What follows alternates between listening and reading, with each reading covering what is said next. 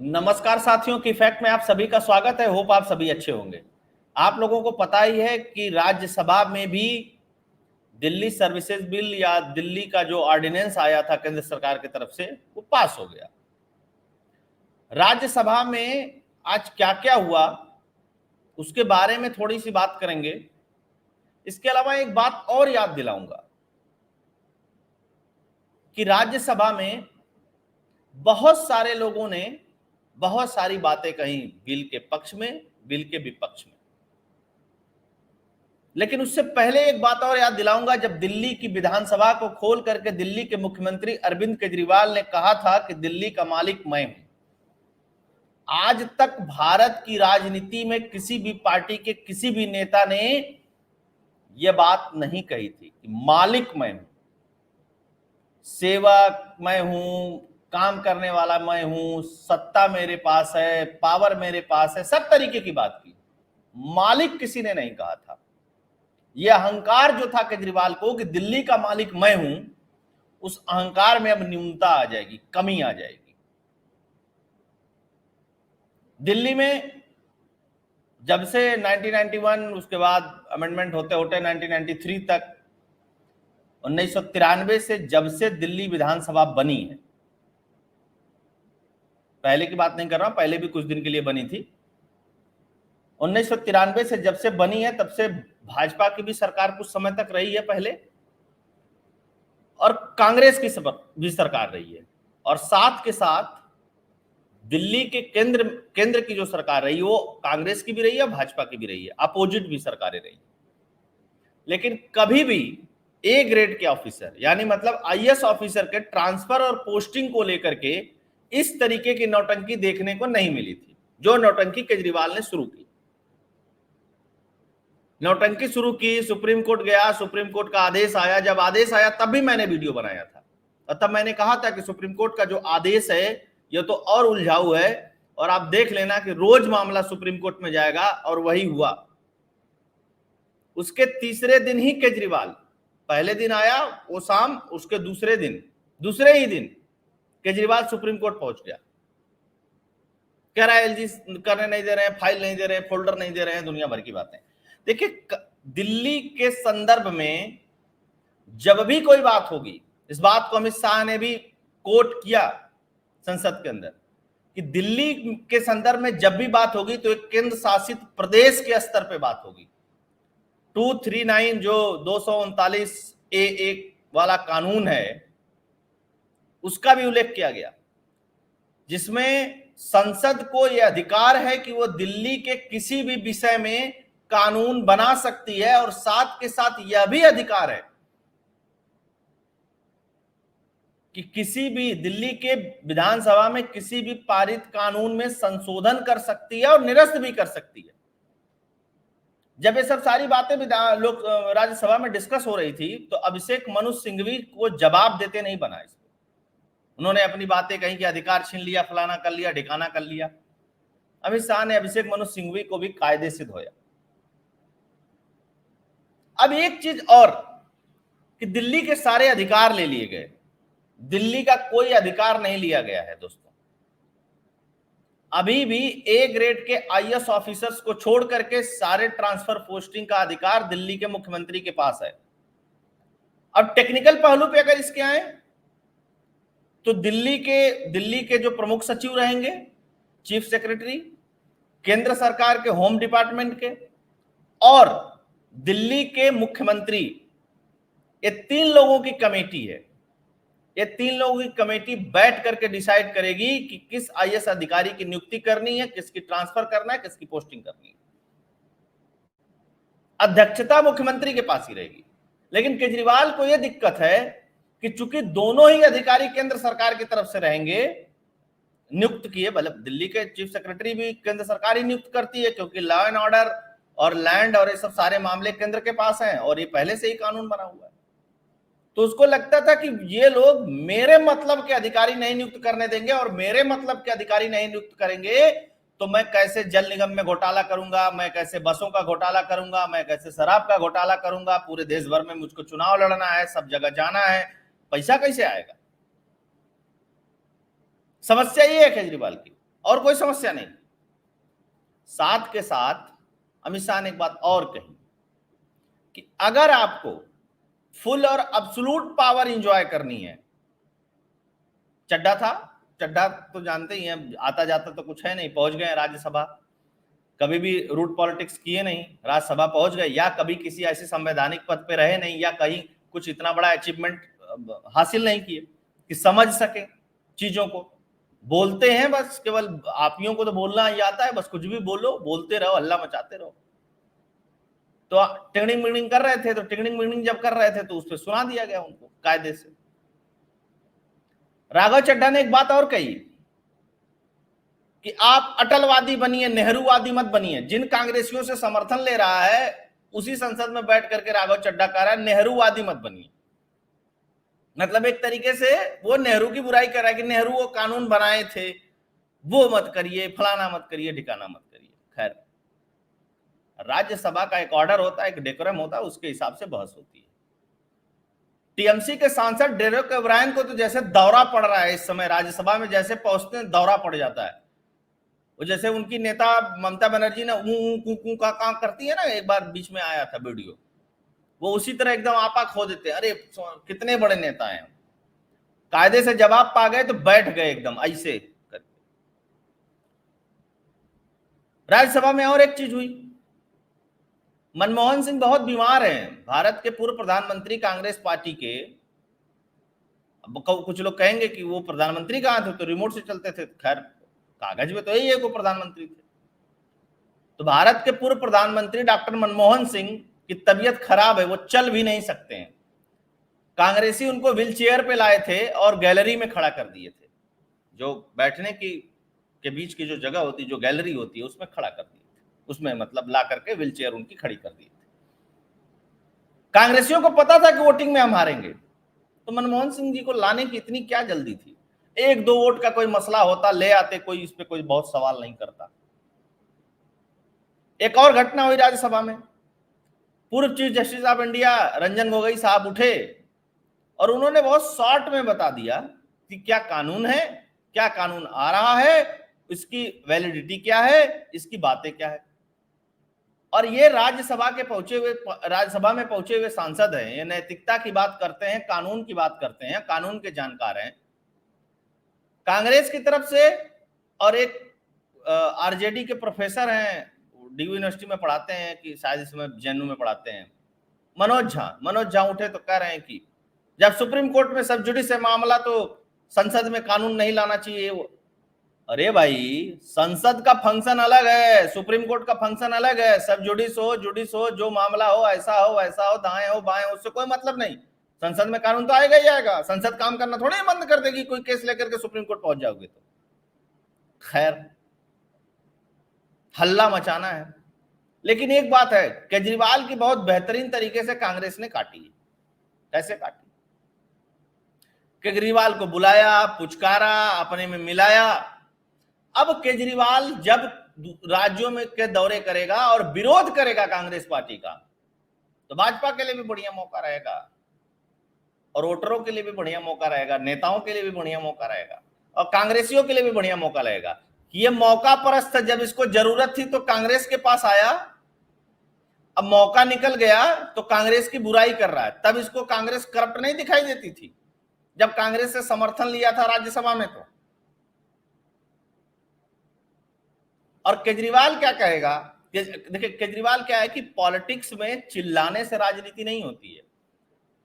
राजनीति बहुत दूसरी चीज है, जलेबी की तरह होती है, वो कोई 90 डिग्री 180 डिग्री का एंगल नहीं बनाती राजनीति। लेकिन केजरीवाल को क्या लगता है कि मैं बस चिल्ला लूंगा, इसको चोर बोल लूंगा, उसको चोर बोल लूंगा, मैं अपने आप को ईमानदार बता दूंगा, थोड़ा प्रचार बढ़िया कर दूंगा, 1000-1200 करोड़ रुपया एड वेड पे खर्च कर लूंगा, तो मेरी राजनीति ऐसे ही चमकती रहेगी। खैर, उसमें काफी हद तक वो सफल भी रहा। कांग्रेस को दिल्ली में जीरो कर दिया। कांग्रेस ढूंढने से अब दिल्ली में नहीं मिलती है। वो कांग्रेस जिसकी सरकार 3 बार लगातार रही, वो कांग्रेस पिछले 8-9 साल में ये स्थिति हो गई दिल्ली में कि ढूंढने से भी नहीं मिलती, कहीं नहीं दिखाई नहीं देती, आउट ऑफ कंटेस्ट हो गई। और पंजाब में जिस तरीके से केजरीवाल ने हरा दिया कांग्रेस को, तब पंजाब में भी कांग्रेस अब दिखाई देनी बंद हो गई है।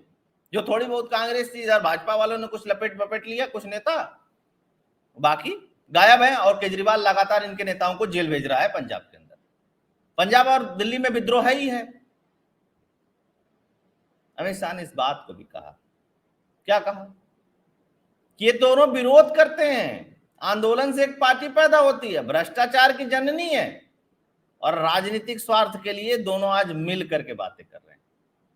मल्लिकार्जुन खड़गे खड़ा हुए, मल्लिकार्जुन जब खड़गे खड़ा हुए तो वो कहें कि नैतिकता, फलाना ढिकाना, डेमोक्रेसी की बात करने लगे। गर्मा गर्मी हो गई, बहस हो गई राज्यसभा के अंदर। अमित शाह ने जवाब भी दी, कहे कि लोकतंत्र हमको कांग्रेस से नहीं सीखना है। इमरजेंसी लगाया अपने नेता की सदस्यता बचाने के लिए, तुम लोगों ने इमरजेंसी लगाया, कानून में बदलाव किया, इस देश में इमरजेंसी लाने के लिए कानून लेकर के आए। जो धुलाई हुई, मल्लिकार्जुन खड़गे की आवाज नहीं निकल रही थी, जब कहें तो क्या कहें। मल्लिकार्जुन खड़गे बैठ गए। अभिषेक मनु सिंघवी की भी चुटकी ले ली कि आप तो बड़े वकील हैं, बड़े विद्वान व्यक्ति हैं, लेकिन लगता है कि ये जो धारा है वो आपने पढ़ा नहीं, और ये हमने बनाया नहीं, ये तुम्हारे समय की बनी हुई है। उस पर भी कोई जवाब नहीं मिला। मैंने आप लोगों को बहुत पहले बताया था, जब बहुत सारे सवाल मेरे पास आए कि राज्यसभा में कोई तो गेम होगा, कांग्रेस और ये सब मिलकर के इस तरीके का कर रहे हैं, तब मैंने आप लोगों को बताया था कि 129 वोट तो भाजपा को मिलेगा ही मिलेगा, वो तय है। 1-2 वोट बढ़ जाए वो बात अलग है। तो आज जब वोटिंग हुई तो क्या हुआ वो अभी आप लोग देख लीजिए। नई दिल्ली संसद में सोमवार को विवादास्पद दिल्ली राष्ट्रीय राजधानी क्षेत्र शासन संशोधन विधेयक 2023 को मत विभाजन के बाद मंजूरी दे दी गई। यह विधेयक दिल्ली में समूह ए के अधिकारियों के हस्तांतरण यौन पदस्थापना के लिए एक प्राधिकार के गठन के लिहाज से लागू अध्यादेश का स्थान लेगा। राज्यसभा में विधेयक के पक्ष में 131 वोट, जबकि उसके खिलाफ 102 मत पड़े। मैंने ये भी बताया था कि कांग्रेस को 105 मत से अधिक नहीं मिलने वाला है। तो भैया बीमार मनमोहन सिंह को काहे खड़ा कर दिया? तुम लोगों को शर्म नहीं आई कांग्रेस में? खैर ठीक है, तुम्हारे नेता हैं, तुम खड़ा करो, उस पर क्या ही कहना। और क्या क्या हुआ? अमित शाह ने कहा कि कांग्रेस शासन में जो व्यवस्था थी उसमें इस विधेयक के माध्यम से किंचित मात्र भी परिवर्तन नहीं हो रहा है। उन्होंने कहा कि दिल्ली कई मायनों में अब सभी राज्यों से अलग प्रदेश है, क्योंकि यहाँ संसद, कई संस्थाएं, उच्चतम न्यायालय, वहीं कई राष्ट्राध्यक्ष यहाँ चर्चा करने आते हैं, इसलिए केंद्र शासित प्रदेश बनाया गया है। उन्होंने कहा कि यह विधानसभा के साथ सीमित अधिकार वाला केंद्र शासित प्रदेश है। कांग्रेसियों को मानना ही क्या है? विधेयक के उद्देश्य के कारणों में कहा गया कि संविधान के अनुच्छेद 239 क, जिसको ए बोलते हैं, उसको हिंदी में क लिखते हैं, कि उपबंधों के आशय और प्रयोजन को प्रभावी बनाने की दृष्टि से हस्तांतरण, तैनाती और सतर्कता अन्य मुद्दों से संबंधित विषयों पर राज्यपाल को सिफारिश करने के लिए दिल्ली के मुख्य सचिव और दिल्ली के गृह विभाग के प्रधान सचिव के साथ दिल्ली के मुख्यमंत्री की अध्यक्षता में एक अस्थायी प्राधिकरण का गठन करने की बात है। इतना सा मैटर है, लेकिन हल्ला इतना है, लोकतंत्र खतरे में आ गया, सब एकदम सब खत्म, कुछ है ही नहीं, बचा ही नहीं साहब। अरे भाई साहब, कितना झूठ बोलोगे यार किसी भी चीज पे। अमित शाह ने कहा कि कई बार केंद्र में कांग्रेस की सरकार थी तो दिल्ली में बीजेपी की सरकार थी, कई बार केंद्र में बीजेपी की सरकार थी तो दिल्ली में कांग्रेस की सरकार थी। उस समय ट्रांसफर पोस्टिंग को लेकर कभी झगड़ा नहीं हुआ। उस समय इसी व्यवस्था से निर्णय होते थे और किसी मुख्यमंत्री को कोई दिक्कत नहीं हुई। इस पे भी कांग्रेस जवाब नहीं दे पाई। अमित शाह जब बिल पर भाषण दे रहे थे तो कांग्रेस अध्यक्ष मल्लिकार्जुन खड़गे ने उन्हें टोकने की कोशिश की, जिस पर शाह ने कहा कि अरे सुनिए खड़गे जी, पीएम की सदस्यता बचाने के लिए बिल नहीं लाए हैं और कांग्रेस को लोकतंत्र पर बोलने का कोई अधिकार नहीं है। अमित शाह ने कहा कि हम इमरजेंसी लाने के लिए संविधान में बदलाव नहीं कर रहे हैं, इस देश के पूर्व प्रधानमंत्री की सदस्यता बचाने के लिए हम ये बिल नहीं लाए हैं। अब कांग्रेस क्या बोलेगी? इतने पाप है कांग्रेस के। जब आप इतना पाप, जिसे कहा जाता है, कहावत है ना कि जिसके घर शीशे के होते हैं वो दूसरों के घरों पे पत्थर नहीं मारा करते। तो कांग्रेस के साथ तो ये स्थिति। इमरजेंसी के दौरान 3,000 नेताओं को जेल में डाल दिया गया, अखबारों को अपना पेज खाली रखना पड़ा। वो स्थिति नहीं है खड़गे साहब, बैठ जाइए शांति से। बैठ गए साहब खड़गे साहब। अच्छा, अब उसके बाद जब ये बिल पास हो गया, वोटिंग हो गई, तो एक चीज क्लियर हो गई कि क्या स्थिति है। केजरीवाल ने कहा था, जब केजरीवाल समर्थन मांग रहा था प्रदेश प्रदेश घूम करके, और पंजाब के चार्टर्ड प्लेन मंगाता था, उसमें उसका ड्राइवर जो है, मैं ड्राइवर नहीं कर रहा हूं, वो हरसिमरत कौर ने कहा था, हरसिमरत कौर बादल जो वहां से सांसद है पंजाब से, उन्होंने कहा था। और कहां कहा था? संसद के अंदर कहा था कि हमारा मुख्यमंत्री तो अरविंद केजरीवाल का ड्राइवर है, चार्टर्ड प्लेन लेकर के जाता है जहां जहां अरविंद केजरीवाल कहता है। अब इस बात को समझिएगा। अरविंद केजरीवाल ने प्रेस कॉन्फ्रेंस की कि लोकतंत्र पे हमला है, ये है वो है, अधिकार छीनना चाहती है, फलाना करना चाहती है, ठिकाना करना चाहती है। केजरीवाल इस बिल के आने और ना आने दोनों सिचुएशन में, बिन बिन सिचुएशन में रहना चाहता है। दिल्ली में कोई काम करेंगे नहीं, हम कह रहे अरे साहब ऐसा कानून लेकर के आ गए कि हम कुछ कर ही नहीं पा रहे हैं। क्यों भाई? आईएएस अधिकारी काम नहीं करने देगा तुमको।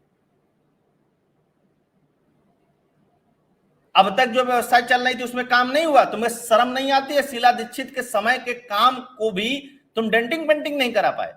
ठीक है, वो कांग्रेस की मुख्यमंत्री थी, बात अलग है।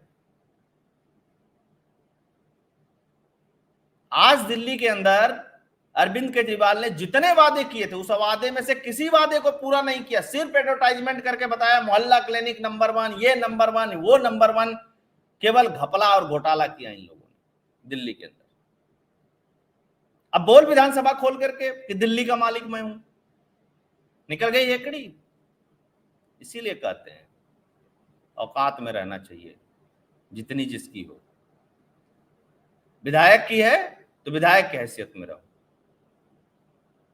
सांसद न बनो। सांसद की है तो सांसद की हैसियत में रहो। मंत्री न बनो, मंत्री की हैसियत है तो प्रधानमंत्री मत बनो। क्योंकि लोकतंत्र है, सबके पावर की एक लिमिटेशन है, उस लिमिटेशन में सबको रहना पड़ता है।